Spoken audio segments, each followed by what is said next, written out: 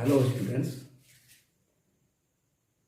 today in this class I am going to teach how to translate various type of sentences, that means assertive, negative, interrogative, etc. তো আজকে আমি তোমাদেরকে খুব সহজ পদ্ধতিতে শেখাতে যাচ্ছি যে একটি বাংলা বাক্যকে কিভাবে ইংরেজিতে খুব সহজ সরলভাবে ইংরেজিতে অনুবাদ করতে হয়। তো দেরি না করে চলো আমরা হোয়াইট বোর্ডের দিকে যাই। দেখো এখানে লেখা আছে সে পছন্দ করে। নাম্বার 1, সে পছন্দ করে। তো আমরা জানি যে ইংরেজিতে অনুবাদ করার সময় বাংলা থেকে ইংরেজিতে অনুবাদ করার সময় আমরা সেই শব্দগুলোকে কিন্তু চিনে নিব যে কোনটা কর্তা কোনটা ক্রিয়া, অর্থাৎ কোনটা সাবজেক্ট কোনটা ভার্ব। তার আগে একটা কথা বলে রাখি, বাংলা বাক্যে কর্তা এবং ক্রিয়া এই দুটো শব্দ বাক্যের যে কোথায় থাকবে তার কোনো কিন্তু নির্দিষ্ট নিয়ম নেই। ইংরেজিতে কিন্তু সেই সাবজেক্ট এবং ভার্ব ওদের নির্দিষ্ট জায়গা আছে, এবং সেই জায়গাগুলো কোথায় না, সাবজেক্ট হবে সেন্টেন্সের একদম শুরুতে এবং সাবজেক্টের পরেই হবে কিন্তু ভার্ব। এখন ভার্বের অনেক রকম রূপ থাকে, সেটা আমি একটার পর একটা করে বলবো যখন একটার পর একটা ভিডিওতে বিভিন্ন টেন্সের আমরা বাক্যের অনুবাদ করব তখন। তো আমরা আজকে যে আমি 5টি বাক্য নিয়ে এসেছি, প্রতিটি বাক্যই কিন্তু হচ্ছে প্রেজেন্ট ইনডিফিনাইট টেন্সের। অর্থাৎ তোমরা জানো যে টেন্স মোট 12 রকমের হয়। তো তার মধ্যে প্রথম প্রকারটি হলো প্রেজেন্ট ইনডিফিনাইট টেন্স। অর্থাৎ প্রেজেন্ট ইনডিফিনাইট টেন্স যে বটে সেটা আমরা কি করে চিনব না, ক্রিয়ার সঙ্গে এর টান থাকবে। সে করে, সে যায়, আমি খাই, তুমি পড়ো। অর্থাৎ ক্রিয়াপদটির সঙ্গে যদি ই, অ, এ, ও এরকম যদি টান থাকে তাহলে বুঝে নিতে হবে সেটা হচ্ছে প্রেজেন্ট ইনডিফিনাইট টেন্সের সেন্টেন্স। এখন তাহলে এখানে 3টি শব্দ রয়েছে, একটা সে, একটা পছন্দ, একটা করে। এক্ষেত্রে কিন্তু মনে রাখা দরকার এখানে ভার্ব কিন্তু পছন্দ আর করে একসঙ্গে কিন্তু একটা, মানে পছন্দ করার ইংরেজি একটাই ভার্ব হয়, সেটা হচ্ছে লাইক। তাহলে লাইক মানে হচ্ছে পছন্দ করা। তাহলে সের ইংরাজি আমরা দুটো ব্যবহার করতে পারি, একটা হি কিংবা সি। যদি ছেলে হয় তাহলে হি হবে, আর যদি মেয়ে হয় তাহলে সি হবে। আমরা ধরে নিচ্ছি সেটা ছেলে, তাহলে সের ইংরেজি হি। তাহলে সাবজেক্ট হয়ে গেল। এরপরে ভার্ব, সাবজেক্টের পরে কিন্তু ভার্ব। ইংরেজি ট্রান্সলেশন করার সময় যে সূত্রটি তোমরা মনে রাখবে সেটা হচ্ছে subject plus verb plus object. পরপর প্রথমে সাবজেক্ট, পরে ভার্ব এবং তারপরে অবজেক্ট, এসভিও খেয়াল রাখবে। তাহলে এখানে সাবজেক্ট হচ্ছে হি এবং পছন্দ করার ইংরেজি হচ্ছে লাইক। তাহলে হি লাইক। এখন এক্ষেত্রে একটা জিনিস মনে রাখবে, কর্তাটা মানে সাবজেক্টটা যদি আমি এবং তুমি, আই এন্ড ইউ বাদ দিয়ে যদি একজন হয় তাহলে কিন্তু সেক্ষেত্রে ভার্বের সঙ্গে এস কিংবা ইএস যোগ করতে হবে। তাহলে এখানে যেহেতু হিটা হচ্ছে আমি এবং তুমি বাদ দিয়ে একজন, তাই লাইক না হয়ে যাবে লাইকস। তাহলে হয়ে গেল কি, হি লাইকস। এটাই হলো সে পছন্দ করে তার ইংরেজিতে অনুবাদ। ঠিক আছে, now let's go to number 2। Say football খেলতে পছন্দ করে। এখন দেখো এখানে এই যে উপরের যে 3টি শব্দ ছিল সেই 3টি শব্দও কিন্তু এখানে রয়েছে। সে পছন্দ করে, তার মানে সে পছন্দ করে ইংরেজি আমি লিখতে পারি হি লাইকস। তাহলে হি লাইকস এরপরে কিন্তু আরেকটি ক্রিয়া রয়েছে, এটা সেটা হচ্ছে খেলতে। খেলতে খেলতে এখানে দুটো ক্রিয়া রয়েছে, একটি মেন ক্রিয়া যেটা হচ্ছে লাইকস, আর একটা হচ্ছে সেকেন্ডারি ভার্ব যাকে বলা হয় খেলতে। একে অ্যাকচুয়ালি গ্রামাটিক্যালি বলা হয় ইনফিনিটিভ ভার্ব, অর্থাৎ কোনো ক্রিয়ার সঙ্গে যদি তে যোগ করা থাকে, যেমন খেলতে।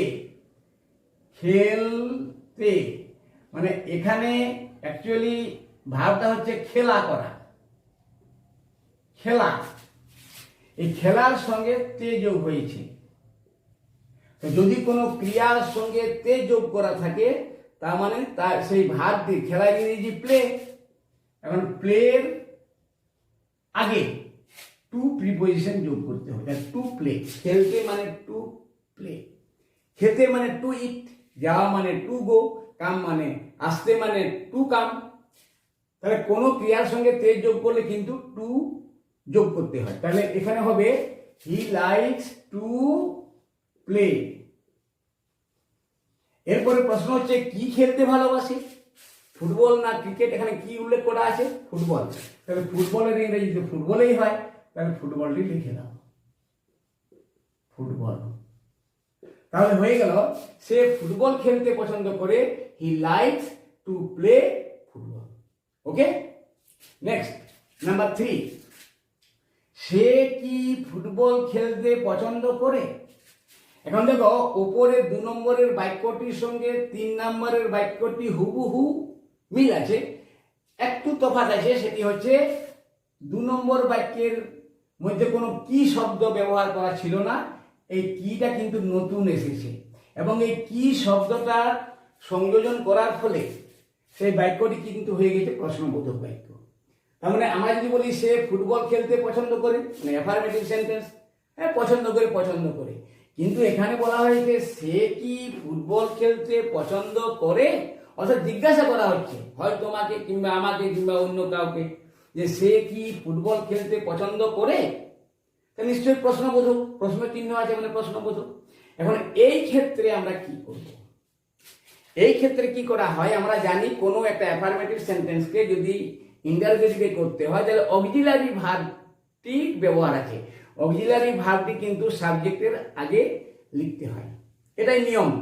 তাহলে এখানে অক্সিলারি ভার্ব কোনটা, এটাই বড় প্রশ্ন, কারণ আমরা কোনো দেখতে পাচ্ছি না। যেমন সে ইংরেজি হি, খেলতে টু প্লে, পছন্দ করে লাইকস, ফুটবলের ইংরেজি ফুটবল। তাহলে কি এর ইংরেজিতে আমরা জানি হোয়াট হয়, কিন্তু এক্ষেত্রে আরেকটা জিনিস জানা মানে জেনে থাকা দরকার, সেটা হচ্ছে কি এর ইংরেজি যে হোয়াট হয়, সেটা কিন্তু হোয়াট সবসময় ব্যবহার হয় না। যদি কোশ্চেনটা সিম্পল কোশ্চেন হয়, অর্থাৎ কোশ্চেনটার উত্তরটা যদি হ্যাঁ কিংবা নাতে দেওয়া যায়, আবারও বলছি কোশ্চেন 2 রকমের হয়। প্রথম কোশ্চেনটা হচ্ছে যদি কোশ্চেনটা হ্যাঁ কিংবা নাতে দেওয়া যায় তাহলে সেটা সিম্পল কোশ্চেন ধরা হয়, এবং সিম্পল কোশ্চেনে কিন্তু কোনো WH ওয়ার্ড যেমন what, which, who, when, where, why এগুলোর ব্যবহার হয় না। ঠিক আছে, তাহলে এখানে আমরা স্পষ্ট দেখতে পাচ্ছি যে সে কি ফুটবল খেলতে পছন্দ করে, মানে সে পছন্দ করে কি না আমি জানতে চাইছি বা কেউ জানতে চেয়েছে। ঠিক আছে, এবং তার উত্তরটা হ্যাঁ কিংবা নাতে দেওয়া যেতে পারে। যদি সে সত্যি সত্যি ফুটবল খেলতে পছন্দ করে তাহলে উত্তর হবে ইয়েস, আর যদি সত্যি সত্যি পছন্দ না করে তাহলে উত্তরটা হবে না। তাহলে এটা হ্যাঁ কিংবা নাতে উত্তর দেওয়া যাচ্ছে, সুতরাং এখানে কি এর জন্য হোয়াট লাগবে না। তাহলে আমরা প্রশ্নবোধক বাক্যটা কিভাবে বানাবো? ঠিক আছে, একটু ভাবো।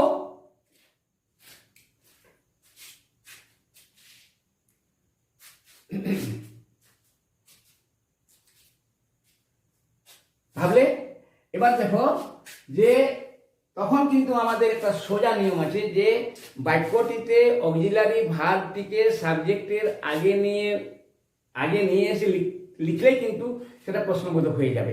এখন সব থেকে প্রশ্ন হচ্ছে যে আমরা অক্সিলারি ভার্বটা আমরা এখানে কোনো দেখতেই পাচ্ছি না। যেমন ফিউচার টেন্সে ফিউচার ইনডিফিনাইট বা পাস্ট ফিউচার ইনডিফিনাইট, যেমন সে যাবে হি উইল গো, এখানে উইলটা হচ্ছে অক্সিলারি ভার্ব। কিংবা সে যাইতেছে হি ইজ গোয়িং, তাহলে ইজটা হচ্ছে অক্সিলারি ভার্ব। তাহলে অক্সিলারি ভার্ব কোনগুলো? Is, am, are, was, were, had, have, had, এগুলো হচ্ছে অক্সিলারি ভার্ব। কিন্তু এখানে কিন্তু কোনো অক্সিলারি ভার্ব দেখতে পাওয়া যাচ্ছে না। তাহলে আমরা কি করবো না, একটা জিনিস মনে রাখবো, যদি প্রেজেন্ট ইনডিফিনাইট টেন্সের হয়, প্রেজেন্ট ইনডিফিনাইট টেন্সের হয় বাক্যটি, তাহলে কিন্তু সেক্ষেত্রে অক্সিলারি ভার্ব হবে ডু কিংবা ডাজ, ডু কিংবা ডাজ। আর যদি পাস্ট ইনডিফিনাইট টেন্সের হয়, তাহলে অক্সিলারি ভার্ব হবে ডিড। এটা কিন্তু মনে রাখবে। প্রেজেন্ট ইনডিফিনাইট টেন্সের যদি হয়, মানে ই, অ, এ, ও যদি যোগ করা থাকে, তাহলে সেটি প্রেজেন্ট ইনডিফিনাইট টেন্সের। এবং এই অক্সিলারি ভার্বে কখন প্রয়োজন হয়? বাক্যটি যদি না বোধক কিংবা প্রশ্নবোধক হয়। হ্যাঁ বোধক হলে কোনো প্রয়োজনই নেই, কিন্তু বাক্যটি যদি প্রশ্নবোধক বা হ্যাঁ বোধক হয়, তখন কিন্তু অক্সিলারি ভার্বের প্রয়োজন হয়। এবং সেক্ষেত্রে জেনে নিও যে প্রেজেন্ট ইনডিফিনাইট টেন্সের অক্সিলারি ভার্বটি হলো ডু কিংবা ডাজ, আর পাস্ট ইনডিফিনাইট টেন্সের বাক্যের অক্সিলারি ভার্বটি হলো ডিড। আমি যখন পাস্ট ইনডিফিনাইট টেন্সের ট্রান্সলেশনে কোনো ভিডিওতে আসবো, তখন আমি এটি আরো বিস্তারিতভাবে জানিয়ে দেব। এখন তাহলে এখানে ডাজ আছে, তাহলে এখানে তাহলে এটা ট্রান্সলেশন করছি, সে পছন্দ করে, হি লাইকস। সে ফুটবল খেলতে পছন্দ করে, he likes to play football. এরপর সে কি ফুটবল খেলতে পছন্দ করে? তাহলে অক্সিলারি ভার্বটি আমরা বাক্যের প্রথমে নিয়ে আসবো। তাহলে অক্সিলারি ভার্ব এখানে কি? ডাজ।